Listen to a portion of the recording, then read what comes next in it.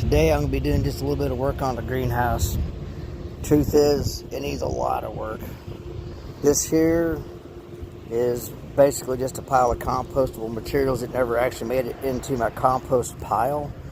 It has stuff mixed in it that I didn't want, and I hadn't gone through it yet, so it's just been sitting here rotting away waiting for me to sort through it, which I'll get done sometime here before too long. But anyways, this is my greenhouse, and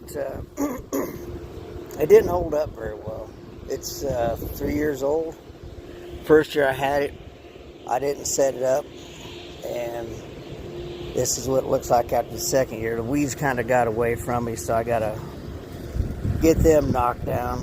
And what I'm gonna do is, the frame for my greenhouse is actually 20 foot long, and I'm going to dig a trough down through the center of it and turn it into a walapeni. The winds just ripped it apart. These cheap hoop houses would be great for somebody that's got a protected area and keep them away from the wind and stuff.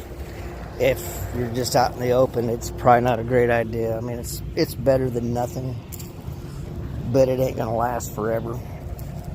So what I'm gonna do is, like I said, I was gonna take and dig my trough down through the center of it.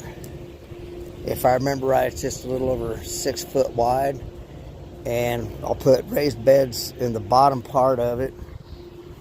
And then I've got some polycarbonate panels that were given to me, and I'll just build a wooden frame and build an actual greenhouse instead of trying to make do with this, because it's not gonna, I don't see it holding up through the winter.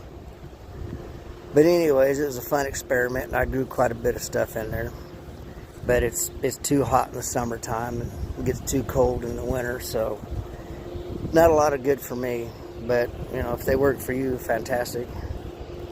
Have a great day. As you can see, work on the walapeni has started. Some of them boards there will be going for the beds, and I'll be using some other things too, but I'm guessing it's time for me to start going up with the beds, and then that way I can figure out how wide I actually need to make my trench. My beds aren't going to be overly wide, but I think they'll be wide enough that I can grow a pretty good amount of food in them. I'll update you as we progress. I'm gonna put some water down in that hole and let it sit overnight, because the dirt's getting really hard to dig on that adobe clay.